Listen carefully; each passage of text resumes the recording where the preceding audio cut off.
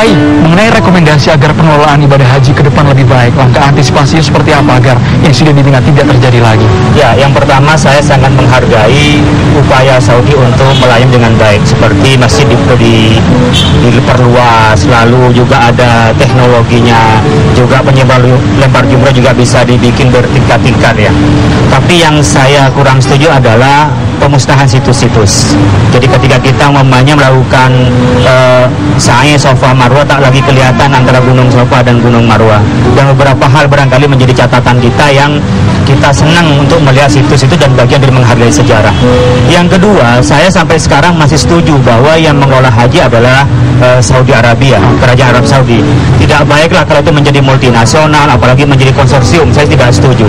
Tetapi Saudi itu perlu juga membuka diri masukan-masukan dari kita, dari negara yang memberi devisa atau yang mensuplai jamaah haji ke sana terbesar itu, termasuk mempermudah cara-cara urusannya.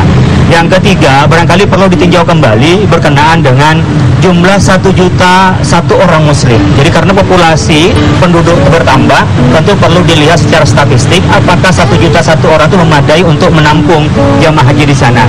Sehingga mungkin Mina menampung, Arafah menampung, tapi perjalanan dari Mina ke lempar jumroh menjadi persoalan tersendiri. Pak Mustafa. Ya betul, saya juga menolak kalau kemudian misalkan Iran ya pernah mengusulkan kalau pengelolaan haji itu karena dianggap amburadul ya, kemudian dipergilirkan. Nah, sekarang Iran, besok Mesir, besok Indonesia, besok Saudi. Ini kan usul konyol jadinya kan. Mereka nggak punya otoritas Saudi jadinya. Masukan ini berupa hanya ide gagasan atau berupa investasi bentuk?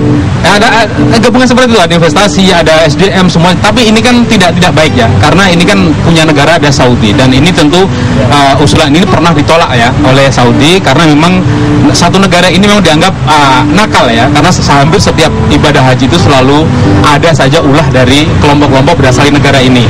Nah, kedua sekarang ini juga ada dugaan pula ya negara ini mengerahkan media-medianya untuk menggiring seolah-olah kesalahan itu ada pada kerajaan Saudi. Ini terjadi betul. Hampir semua media itu mengutip dari situs atau berita yang dikeluarkan oleh berita yang pro Suriah, pro Iran, sehingga sampai di sini sampai tadi ada satu nyebut media arrohmahnews.com. Tadi itu salah satunya.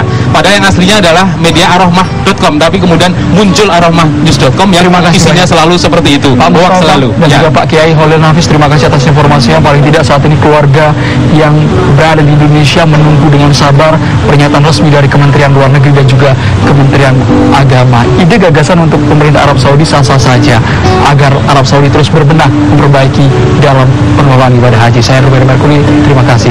Selamat malam.